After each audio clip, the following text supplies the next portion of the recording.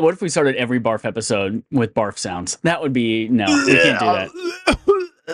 Alex, I have not said your name. You're not allowed to talk. I didn't talk. Welcome to Respawn Aim Fire's special monthly episode, our BARF episode. This is the Kick-Ass Irreverent Gaming Podcast, specifically talking about our backlog accomplishment with Respawn and Friends game for the month of June. What is that, you ask? Why did I say all those words, and why are we talking about BARF? That is a monthly thing you all as listeners get to vote on that you would like to hear us talk about having played. Is how that goes. I'm one of your hosts, Chad. Michael played more Brawlhalla than you probably think. Ennis. We've got our regular co-host, Adam. How much Brawlhalla did you play? Gumbert. A good amount of Brawlhalla. Ooh, fun. Equally vague. And finally, joining us, we have our rap regular, Alex. Did you even play Brawlhalla? Cozina. Piggy. No, don't. Oh, I'm good. Oh, God. Oh, God. Oh, my God. There's so much vomit. It's everywhere. Welcome, everyone. We played Brawlhalla, which is the theme for the month of June was, hey, we're gone a lot. Time is short. We're all going to die soon. So let's play something quick that we don't have to necessarily devote a lot of time to. So we chose like a live service, free-to-play type vibe this month as a quick, like something you can get the idea of jumping in for a few matches, etc., etc. Of all the games that we put out there, you all chose Brawlhalla. So I'll give just a little bit of background here as I read from Wikipedia. It's a free-to-play fighting game from Blue Mammoth Games. It was revealed in 2014, open beta in 2015, and has been in full release since 2017. That's right, folks. It is 7 years old. Siete años quiero. The game was indie published by Blue Mammoth Games originally, and then Ubisoft purchased Blue Mammoth Games, and now is the owner of them. And when it did so, it also brought alongside that a bunch of what do we call these? Crossovers is what they call these in the game. Other game characters crossing over into this one to join its roster of something like, 64? 50 or 60 something legends. It's in this Wikipedia article somewhere. It's a wild, bonkers amount of quote-unquote original fighters in Brawlhalla's game, and then when Ubisoft purchased them, they started by crossing over Rayman. And since this is the roster of people that are available as crossover characters in the game Brawlhalla, we have folks from Adventure Time, Assassin's Creed, Avatar: The Last Airbender, Ben 10, Castlevania, G.I. Joe, Halo, Hellboy, Kung Fu Panda, Rivals of Aether, Rayman, Shovel Knight, SpongeBob SquarePants, Star Wars, Steven Universe, Street Fighter, Teenage Mutant Ninja Turtles, Tekken, The Walking Dead, Tomb Raider, and WWE. Yes, you can fight as John Cena in this thing, which is wild. The game has, depending on what reviewing place that you look, I don't know what I'm trying to say here. It's like 70 to 80, depending on the reviews. So it's got a pretty decent score from a lot of places, reviewed pretty well, and available on basically everything. In fact, it even came to mobile in 2020, which is surprising because it looks mobile from the beginning, and then it finds out it wasn't even planned for mobile and didn't come out for 6 years on mobile. So that was the game we played this week. It's kind of a Super Smash Bros.-ish clone with some original fighters and now a bunch of Fortnite-ification of crossing over of many different types of things. I want to hear, this might be the shortest BARF of all time, but I would like to hear your top level thoughts. Did you like the game? Yes or no? And maybe 2 sentences. Adam, you shook your head when I said it might be the shortest, so it sounds like you might have some opinions. The shortest one ever will be the one we did last month. What did we do last Kerbal Space Program. Did you? Oh, fuck, that's right. Did you even play Kerbal Space Program? Me? No, I did not. Okay. Which is why I didn't feel bad about missing it for Pantheon. Yeah, exactly. the very long and short of that one is I think we both really respected Kerbal Space Program for what it has to offer for those that really want to dig deep into the minutia of its systems, but neither of us could really get into it. Well, Adam, This is not Kerbal Space Program, but this is Brawlhalla. Top level thoughts. I actually have played a good amount of this game before we even did this BARF. Oh shit! This was a you're looking at the game store. I have my child, and we're like, what's a fun game we can play together? And then this at that time, which I'll kind of get into. At the time, this was the only like easily accessible Smash Brothers clone to play for a while, right? Because the game is very platform fighter Brawlhalla, you get it. So I've actually played this game a good amount with him. I actually had a couple characters unlocked, like I had Rayman unlocked and stuff like that. And then I'm very impressed with the cast of the guest characters, which is like always the cool thing about those kind of games. So yeah, I was into this game. I liked it. Me and him played it. We enjoyed it. The fighting feels solid and good. It doesn't feel it to the quality of a Smash Brothers, but I think it's pretty decent, especially for a free-to-play game. And then my only negative now is that I've played Multiverses, which I'm like, does this, but I think with a little bit more budget. So I'm like, I kind of like Multiverses more. But when I look at this, I mean, having Star Wars and WWE characters it's a big plus for me. But Multiverses is just this game, but I think higher quality. But I still enjoyed this game. It's it's fine. It's fine for free. If you're a kid who wants to beat up your friends, this is the game for you. If you have enough coins, you can play as Ahsoka or, Chun-Li or whatever and have a good time. Alex, top level thoughts. This was a game that I had never played before, unlike Adam. I had, heard of it here and there. It's always a game that comes up from time to time because they're always adding a new crazy crossover characters we already went over. And yeah, I mean, I feel like my thoughts mostly mirror what Adam thought of this game. I think it's a totally fine Smash Bros. Clone. I wasn't particularly blown away.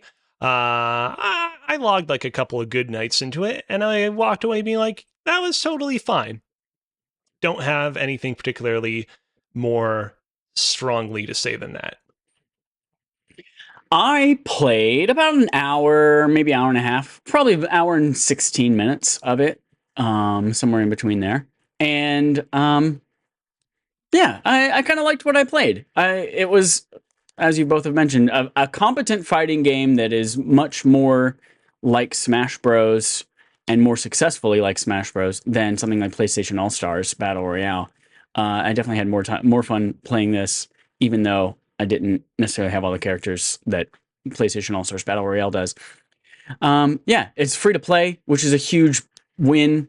The only thing that was a minus for me was that any character that I cared about cost mammoth coins, which from what Adam was talking about, I might have misunderstood, but from what I could tell, mammoth coins are only purchasable with real life money and not earnable in game.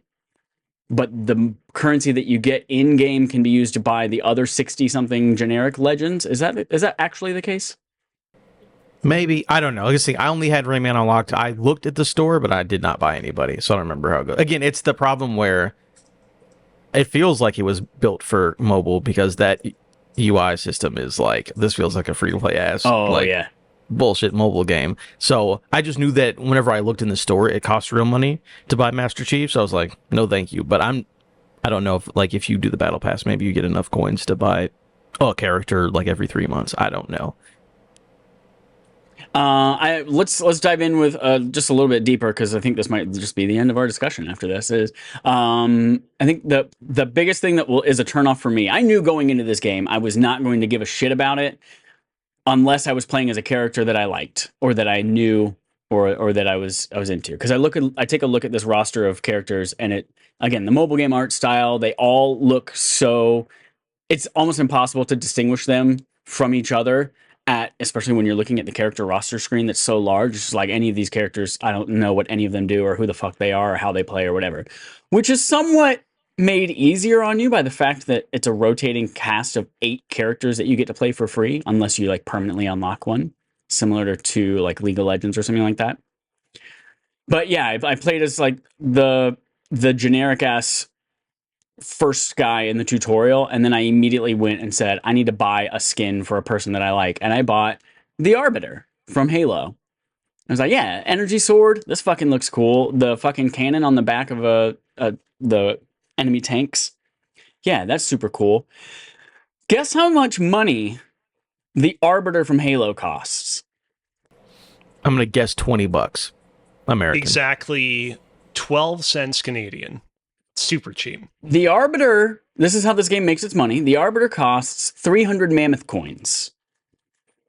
You can only buy mammoth coins in 360, and 360 mammoth coins cost $12. $12 to buy the Arbiter and then have 60 coins left over for nothing worthwhile. It's easier to dig up like a woolly mammoth encased in ice and like chop off its tusks to make coins out of that. Yeah. Easier than $12? Exactly. Yeah. Much easier. Now, if I wanted to play something that was new or you popular, go to the Antarctic and there's just like hundreds of woolly mammoths encased in ice. You're right. Ship them out anytime you want. You're right. Most just people ride your bike down to the Antarctic. Their effort to do that. Yeah, haven't you seen those before and after photos of like the Antarctic from like 100 years ago and now? All the ice is melted. Global warming's a real thing. You're right. You're right. And they're now just woolly mammoths just washing up on shore on the beaches of South Carolina. Yeah. If I wanted to play as someone more popular than the Arbiter, the Star Wars characters all cost 400, as does SpongeBob, but not Patrick and Sandy, if I remember correctly. Damn. So 400 coins is more than the 360 that you can buy for $12. I don't even know what the next level of mammoth coins that you can buy. And as far as I could tell, I only briefly just breezed through the battle pass, which of course at the free level, all you get is like emotes, basically, and icons. And then if you get the actual premier or the $10 battle pass, you get extra skins and characters of the legends. You do not get currency that lets you buy the crossover people. So as far as I could tell with my brief time with the game, the only way you could get cool characters that you care about is by paying a lot of real money. And a lot of real money. If you want all 4 Ninja Turtles, oh, Jesus Christe, that is a lot of mammoth coins. That's why you borrow mom and dad's credit card and swipe for $100 and get all the ones you want. That's get right. yourself a boat, head to the Antarctic. By the way, oh my God. I don't know why. How often do any of you guys say the name of the continent at the bottom of the planet Earth? Because I'm realizing right now that I don't know how to pronounce that at all, even though it sounds like it should be incredibly obvious. It's Antarctica. It is, yeah. The sea is silent unless you're talking about the Arctic Sea or the general Arctic region. I think that's what's tripping me up anyways. But now I'm curious, does it even have a sea in it? I'm pretty sure it does. And it does. Antarctica. Yeah, it does. Yeah, okay. it's in there. One last thing though, I do like that this game does. I do like it. So it's mostly hand-to-hand combat, except for the things on the map that drop down are weapons. So it's like I'm just, I'm using my fist and my feet, I'm kicking people, but then you pick up an item and it's like, oh, now I have a sword, now I have a bow, and I have whatever. So that's a cool little twist on, right. Not just like, oh, my character's a ranged character. It's like, no, I need to pick up the ranged weapon to I also like that it's not a like Smash Bros type weapon where it's like, I pick up the baseball bat, and whoever else picked it up would have picked up a baseball bat as well. It's just generic weapon, and then you pick it up, and it is your character-specific weapon. So it would have been the energy sword for Arbiter, or it would have been a lightsaber for Luke Skywalker, or something like that. Mm-hmm. Also, they have apparently been doing World Championships of this game since 2016. Yeah, right? Wow. So if we get good at Brawlhalla, we could go to the national championships and win. I'm just saying, guys, think about it. Yeah. I was surprised to see, and I was actually really, this was the coolest part of this game to me, is when I was playing as the Arbiter in a level based off of Star Wars Episode 1 Phantom Menace, because it's like it was randomly generating what levels you were in, and Duel of the Fates was playing in the background. It was like, ah, da, da. And it was like, oh my God, this is so fucking cool. The music that was playing. Now, no one that I was battling against paid any money for any skins at all or people. So like, I wasn't actually fighting Darth Maul, although someone could have bought Darth Maul. But that was just really cool to have, not similar to how Smash Bros. Does it. You get courses and music that come with the people. And I feel like that was a good addition here too, that I was not expecting on that level. Cool stuff. Last thing I'll say about this game real quick is, I mean, I think it is kind of cool that, this game was originally made by its original developer called Blue Games, hence the Mammoth coins. Right. Blue Mammoth Games, and got purchased by Ubisoft, and Ubisoft has still kept it going. And we've talked about how, the pricing of some of its characters is a little bit steep, a little bit predatory, but it is cool that like this game got purchased and they're still keeping it going, and it's still continued to enjoy a fan base. I feel like we've heard so many stories as of recent that are something to the tune of like, oh yeah, this studio got bought out, this game got bought out, and they sucked it dry for like a few months and then they closed shop on it. I think it's cool that this game still exists and is still trucking along after all these years. It's doing what it needs to do for them to deem it to be necessary to still keep alive. And yeah, they're just satisfied with that. So that's cool. Hold on. If anyone else has something to say, go for it while I'm looking something up. Uh-oh. Apparently it was number 2 charted game on the PlayStation Network when it came out for downloaded games. So apparently very popular. Actually is a decently popular free-to-play game. Chad, have you figured out what you're looking up yet? I'm very curious on what he's so intently looking at. How many mammoths you can find in Antarctica? None.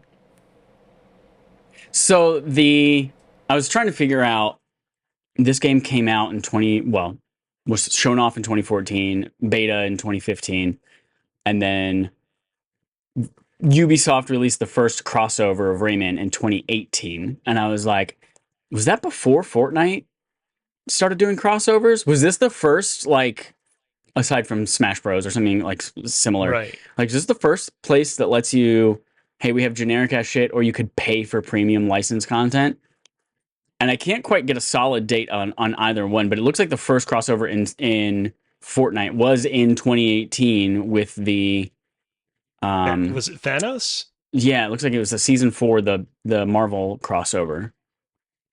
So like it was happening at the same time. And for that to be May 8th, 2018, Infinity Gauntlet limited time mashup. So 2018, where the world changed for the better. Yeah. Now I need to figure out, when did Rayman come to goddamn? Oof, that'll be tough to look up. November 6th, 2018. Ooh, behind the ball. Yeah. I didn't even put that together, actually. This is like one of a few selection of games where you can play as Master Chief and all the other Halo characters on your PlayStation console. Yeah, I didn't even realize that I played as Master Chief on my PlayStation. Yeah. Cool shit. Yeah, cool free game. Did anyone actually play as the generic shit? Do what? You play the generic characters? Yeah, I didn't purchase any of the crazy expensive characters. Was there like, were they cool? Were they fun? Do you remember any of them? Were they noteworthy? No, I feel like they all play so similar that I'm just like, I'm a tiger. There was one character that had like a fox motif going on. Like I think she was a priestess of some sort. Like a Guy Fawkes? That's the only like one V I for remember. Vendetta? Maybe? No, not that. I'm talking about Fox the animal. Fox, the little furry friend. Yeah. Like Foxhound and Gray Fox. Yeah. I mean, not a cyborg. Fox and the Hound. Yes. Like the hunting dog. Fox. And then its eyes got all creepy and it tried to kill the fox. Not the dog that's hunting the fox, but the fox itself, the prey. Oh, Fantastic Mr. Fox. That creepy looking we're getting closer. Stop motion. While you guys are making your Fox jokes, I'm buying Roman Reigns right now in this video game. Please continue. Roman Reigns? Who is that? Is that a wrestler? Very, very popular wrestler. Yes. Okay. With mammoth coins? Did you get mammoth coins? No, it was a joke. Oh, okay. Well, that's it. I guess we're done talking about this because we're on a Fox and wrestling tangent now. So, everyone, thanks for encouraging us to play this. I'm glad I did. Next month of July, we went to patreon.com/respawningfire and we asked all the patrons there, hey, which of these games do you want us to play? And then we went to twitter.com and said, which of these games do you want to have one vote count towards the Patreon poll?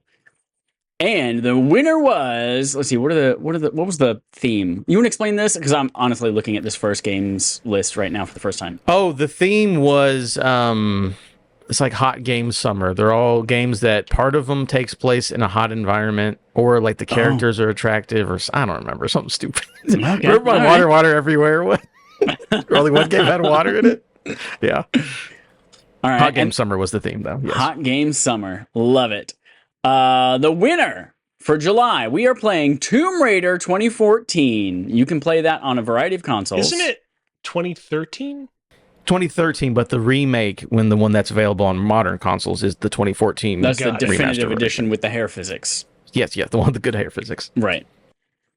So yeah, or you could dig out your PS3, or you could, through the magic of Xbox doing good things and having backwards compatibility, you can play the 2013 360 game on your Xbox One and or Xbox Series console. Here's the thing. I want to just get this out here real quick. Tomb Raider 2013, a game 2013/2014. You get the idea. Right. A game I've already beaten, and I don't mind going in and playing it again. Probably not the platinum, because it's one of those games where you have to play the multiplayer mode to get the platinum. You have to reach level 60, and even if the servers are still alive, I don't know that like anyone's currently going to be on it.